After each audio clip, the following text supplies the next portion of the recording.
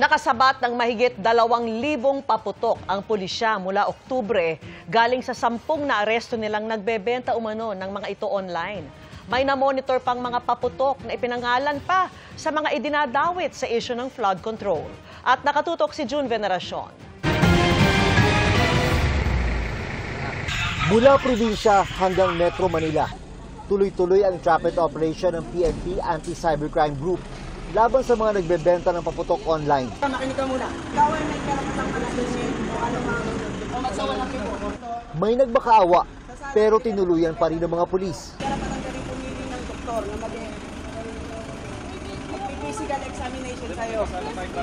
Kung wala ang kakayahan, ma'am, gobyerno ang maglalaan para sa'yo. Naintindihan mo ang karapatan mo. Kasama natin ang ma'am, magkasama tayo ng barangay.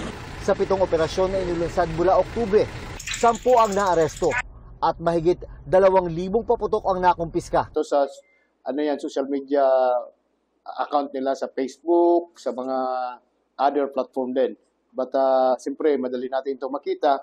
So marami na tayo ngayon active cyber patrollers at meron na tayong mga support group na they also provide informations that in case na merong mga online selling.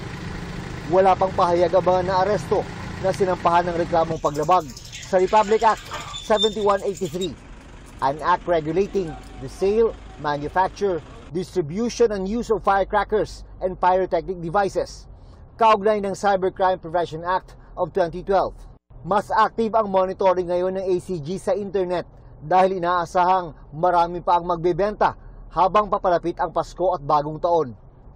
Kinumpirma rin ng pulisya na meron silang namomonitor ng mga paputok na may kakaibang pangalan, tulad na lang ng Diskaya at Zaldico. Tila nakikiray sa kontrobersya sa flood control projects. Meron kaming na-monitor kaya ito ay tinututukan natin. Paliwanag ng ACG, lahat ng klase ng paputok, maliit man o malaki, ay bawal ibenta online. Kailangan natin ipagbawal ito.